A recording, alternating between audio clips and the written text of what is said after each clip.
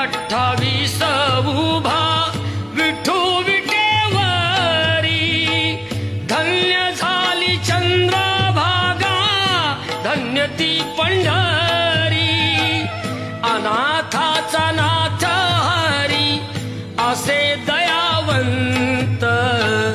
विठ्ठलाच्या पायी विठ्ठल झाले भाग्यवंत, विठ्ठलाच्या पायी विठ्ठल झाले भाग्यवंत.